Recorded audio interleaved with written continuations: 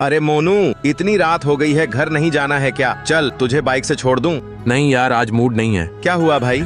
यार मेरी मम्मी की तबीयत बहुत खराब है, परसों उनका ऑपरेशन है और कम से कम 1 लाख रुपए लगेंगे। यार मैं हूं ना, तू इतनी टेंशन क्यों ले रहा है?